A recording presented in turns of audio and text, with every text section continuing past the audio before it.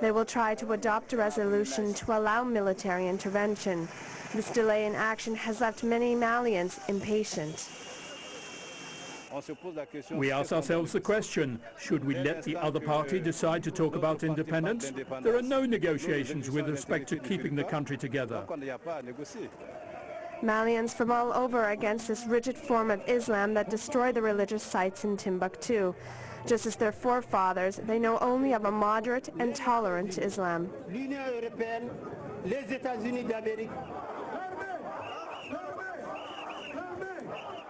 A huge fire has completely destroyed the biggest market in Cameroon's second city of Douala.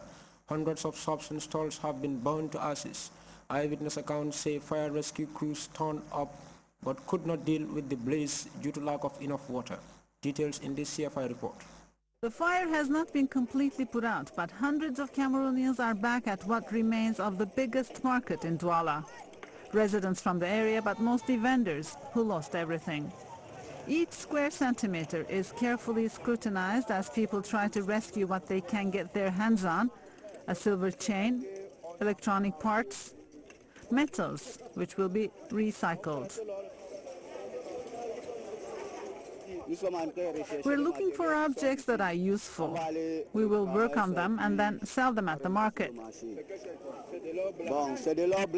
We are looking for white gold and silver. Between 600 and 1,000 shops went up in flames. Shops that specialized in tailoring, arts, crafts, jewelry and cell phones. The estimated material loss is around 2 million euros. The fire began at around 8 p.m. Firemen arrived rapidly, but they were overwhelmed by the flames. Some eyewitnesses are also saying that the firefighters didn't have enough water. Firemen were here. They maneuvered in such a way that they did not succeed in putting out the fire. The fire was very strange. The more they tried to stop it, the more it grew. Vendors are desperate at the Douala market. This is the second fire here in 2 years. A previous fire had destroyed some 40 shops. The authorities are blaming a short circuit for the fire. Electric wires were in bad shape and there was talk of destroying the market to build a new one. And there are rumors that the fire was not accidental and that it was linked to a settling of accounts between vendors. We now take our second break. Don't go away.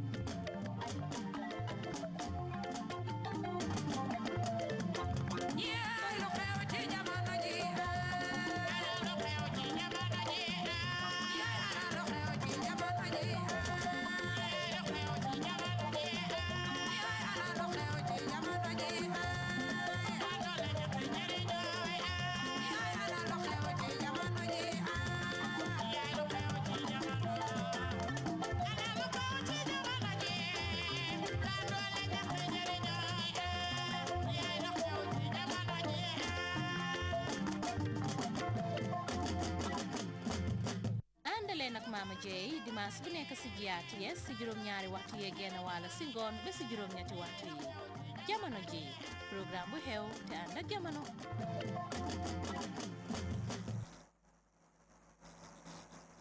Welcome back. The National Olympic Committee has rolled out a 7-day sports administration course and a 4-day sports medicine course for members of its affiliated associations and other stakeholders. The capacity enhancement effort is designed to broaden the participants' knowledge of sports administration. Modi S. Diallo picks up the rest of that story. These two capacity enhancement programs, one for sports administrators and the other for sports medics, are part of a series of training being lined up by the Gambian National Olympic Committee to capacitize members of the affiliated national sports associations.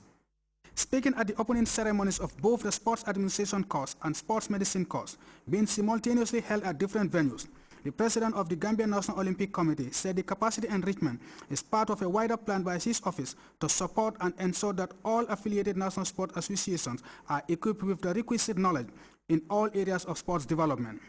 And I know I am talking to very skillful and professional sort of people attending this very important cause for the first time.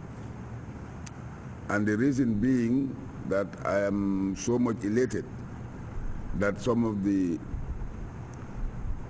commissions and committees that we have established, ranging from the Education and Culture Committee, the Women and Sports Committee, the Athletes Committee, also the Marketing, Security, Media, the Medical Committee is taking it upon itself to organize this very important course. The sports medicine course is the first of its kind, bringing together participants from various sport associations and other key actors such as the Red Cross and the Fire and Rescue Services. Sports medicine is one area that is seriously lacking in Gambian sports. Most often, sports medics looking after the country's athletes lack the required know-how to effectively deal with injuries and other health-related matters affecting athletes. This is why participants are commending the Gambian National Olympic Committee for the timely intervention. I think this training is going to boost up our knowledge on medicine, and also to make us also to understand some of these conditions that the athletes or the footballers or sports in general, some of these things or difficulties they normally have when they have, let's say, accidents or other things in the field. So we are going to understand more and then be able to help them also in order not to worsen their situation. We have to equip our people, especially our physios and other medical paramilitaries within the clubs and other outside, even the athletics. You know, if you see the GONSC is doing this thing, is to equip these people so that, at least we can lessen most of the injuries that we are having today in our country. Because most of the players or most of the athletes are suffering from many kind of problems, especially related to sport injuries, which is not taken care of properly. But in as much as we are doing this kind of courses, it can bring those athletes a little, to bring them down, as far as, the sport is concerned in the Gambia here. Professor Constant Anthony Ruiz, the course director from Ivory Coast, describes sports medicine as a vital component for all types of sports, noting that only fully fit athletes are able to compete and perform to their best. Lack of good sports medics with a proper understanding of sports medicine seriously affect the performance of athletes and their teams, therefore the need for such trainings. The general program, I have to talk about the history of sport medicine in Africa. I have to talk about the IOC medical code of the Olympic movement. You have to talk about the female athlete triad. You have to talk about circadian rhythm and travel. I am a pediatric surgeon.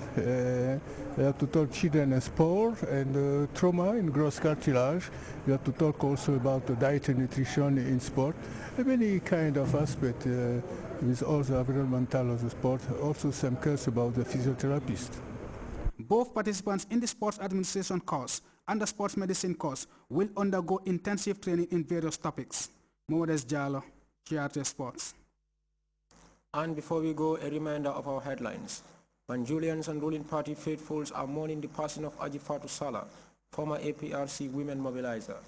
Gambia Red Cross Society has secured $22 million to assist close to 6,000 families grappling with the effects of last year's crop failure. A raging inferno has razed down hundreds of stalls and shops in Cameroon's second city, Douala.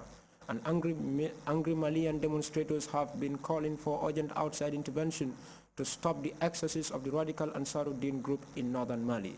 Well, you can follow those stories or catch up anything you've missed both on radio and TV via our website, that is at www.grts.gm. There you can also monitor GRTS Radio Live. That brings us to the end of the news. Thanks for joining us, and stay tuned and enjoy the rest of our interesting programs.